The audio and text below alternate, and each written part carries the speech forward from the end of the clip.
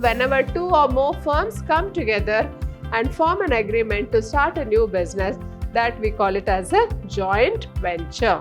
The dual ownership arrangement may lead to conflicts, resulting in battle for control between the investing firms. Setting up a new firm altogether to start operations in a foreign country, also referred to as greenfield ventures.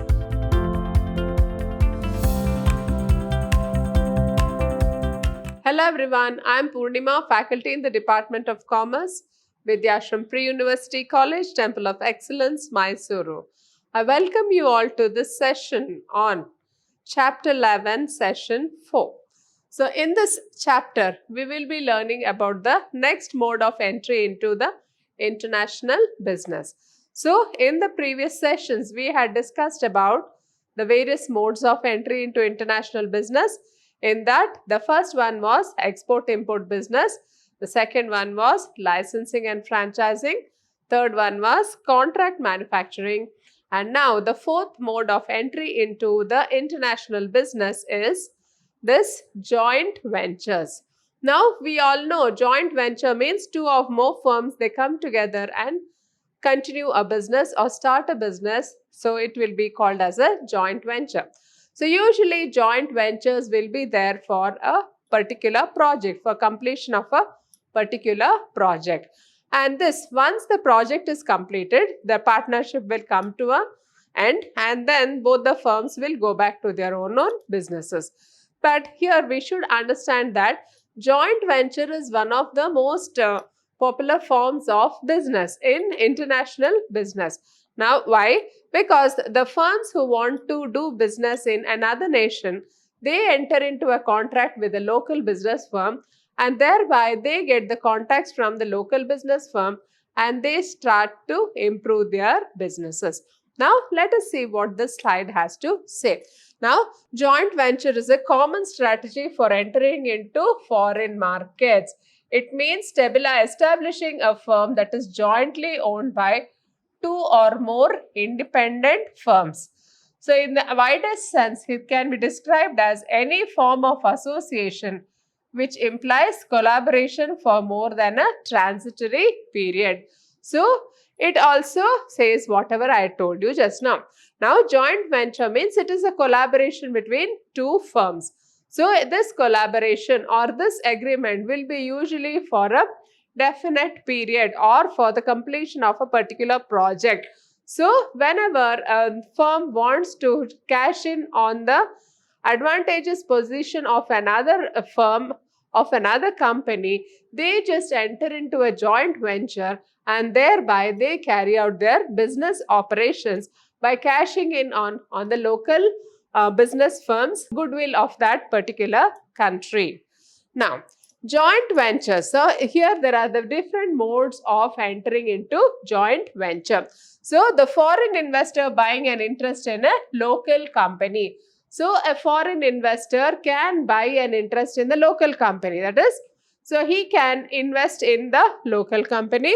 The second one is the local firm acquiring an interest in a foreign company. So a business firm, a resident in India, it may acquire the interest of a firm which is settled abroad, or both foreign and local entrepreneurs jointly form a new enterprise. Now there is a collaboration of the foreign enterprise and the local enterprise.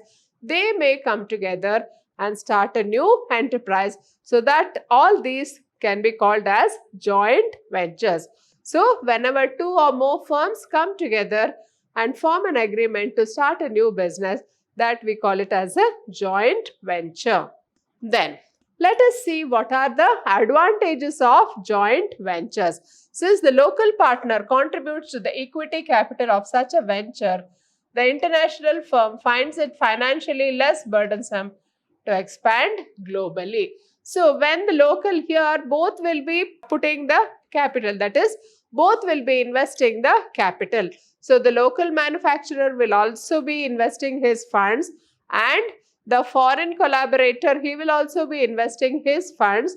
So in this way, the foreign collaborator will not find it very hard to start a business in a foreign company because the local businessman, he would have been already known in that particular area and he would have been very, very popular, and as such he can cash in on the goodwill of that particular business firm.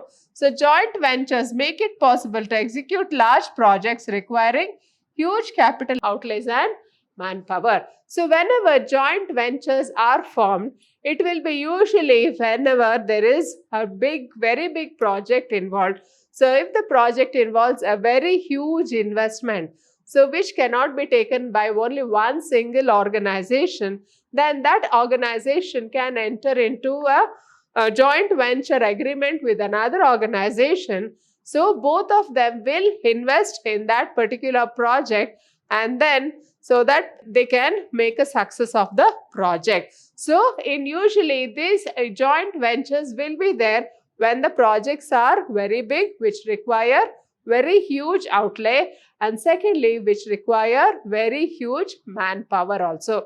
So when there are large amount of resources involved, then we can see that there is a joint venture or there is a collaboration between two firms coming together so that they just complete the project in time. Next, the next advantage of joint venture is the foreign business firms benefit from a local partner's knowledge of the host countries regarding the competitive conditions, culture, language, political systems, and business systems. Now, the next advantage of having joint venture is the foreign company which has entered into a collaboration with the local company, so it will have all knowledge of that particular region.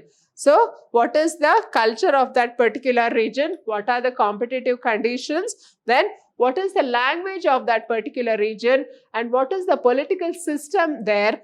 So, and the business systems. So all this knowledge this foreign company can get from its joint venture partner. So this is one of the advantage to the foreign firms. Now, the next advantage to the foreign firm is, in many cases, entering into foreign market is very costly and risky. This can be avoided by sharing costs or risk with a local partner under the joint venture agreements.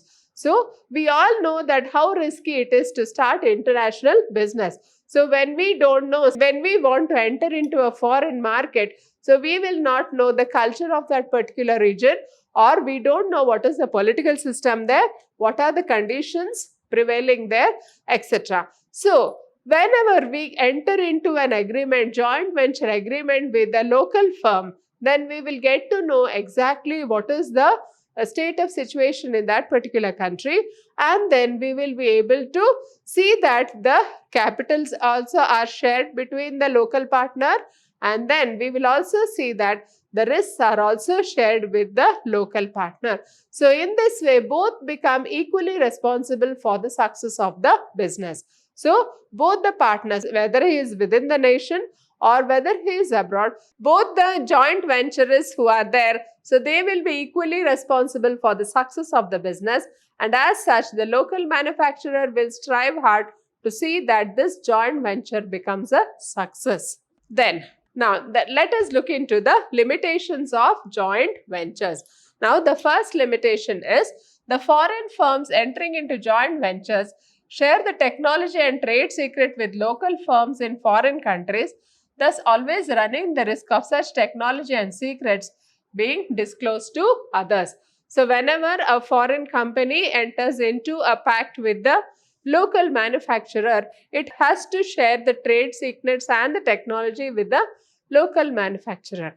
And whenever there is a sharing of this technology and trade secrets with the local manufacturer, they also run the risk of this secret being leaked out, or somebody may cash in on these secrets which are being leaked out by the foreign firm. Then the next limitation is the dual ownership arrangement may lead to conflicts resulting battle for control between the investing firms. Now there are two persons here who will be controlling this particular business. So the local manufacturer as well as the foreign collaborator. So both will be trying to gain control over the business, and as a result of which there may be conflicts arising between the joint venture partners. So this becomes a limitation in this kind of a business. Now, the next mode of entry into international business is wholly owned subsidiaries. So we all know what is a holding company, or we all know what is a subsidiary company. Now, what is a holding company? A company which holds more than 51% of shares of another company becomes a holding company, and the company whose shares it is holding, so that company becomes a subsidiary of this holding company. Now, in this wholly owned subsidiary companies, a foreign firm will acquire all the shares of the local firm. So, in this way, it will take that local firm as its subsidiary company. So, whatever decisions are to be taken in the subsidiary company, it has to be as per the instructions of the holding company. Now here, in this entry mode, the parent company acquires full control over the foreign company by making 100% invest in its equity capital. So, by making 100% investment in the equity capital of a foreign company, then that particular company becomes the owner of this company. So, if a local manufacturing company, it has investment from a foreign company, wherein the foreign company has taken up all the 100% equity of that local company, then that local company will be considered as the subsidiary of the foreign company. So, the wholly owned subsidiaries, let us see what are the features. Setting up a new firm altogether to start operations in a foreign country, also referred to as greenfield ventures. So, when do we have this wholly owned subsidiary? So, whenever a firm wants to set up a new firm in a new nation, then we call it as a greenfield venture. So, it can be done through this wholly owned subsidiaries. Then, second one, acquiring an established firm in a foreign country and using that firm to manufacture and to promote its products in the host nation. So, usually whenever the company wants to just market its products, it will just acquire the company which is producing similar products, and then it will try to see that it will promote its products in that new company. So, in this way, we can see that the wholly owned subsidiaries, they will be just expanding their business in all parts of the world. Next, let us look into what are the advantages of wholly owned subsidiaries. A parent firm is able to exercise full control over its operations in the foreign countries. So, what is the first advantage here? The parent company, which is holding almost the entire equity capital of the host company, then that particular company will have full control over that particular subsidiary company. So, in this way, it can just expand its operations in the foreign countries. Since the parent company on its own looks after the entire operations of foreign subsidiary, it is not required to disclose its technology or trade secrets to others. So, the parent company on its own looks after the entire operations of the foreign subsidiary, and it is not required to disclose its trade secrets. So, it is since the full entire control of the subsidiary will be with the foreign company, so it need not divulge its trade secrets, or it need not give access to the technology or the patent, whatever it holds. So, in this way, the trade secrets or the patents or the trademarks, everything, it will be there with the parent company itself. So, this is one of the advantages. Now, the next, let us go into what are the limitations of this wholly owned subsidiaries. The parent company has to make 100% equity investment in the foreign subsidiaries. So, if a foreign company has to take over a company in India, then it has to make 100% investment in the equity capital of a company which is situated in India. So, this becomes a limitation because it requires huge investment. Then second one, since the parent company owns 100% equity, it has to bear the entire losses resulting from failure of the foreign operations. So as then the parent company will be holding 100% equity of the local company. So whatever the losses of that local company, it has to be borne by the foreign company itself. So this becomes one of the major limitations of this kind of a business. Next limitation is some countries are averse to setting up of 100% wholly owned subsidiaries by foreigners in their countries. So the next limitation is these foreign companies, there are certain government which don't like the foreign companies to invest in their indigenous companies. So they may raise objections for investment. Then next is, let us have a look into the export-import procedures and documentation. So the next part of the chapter, it deals with the what is the export procedure and what is the import procedure, and what are the various documents involved in the export and import. So let us have a look into the export-import procedure which is followed in India.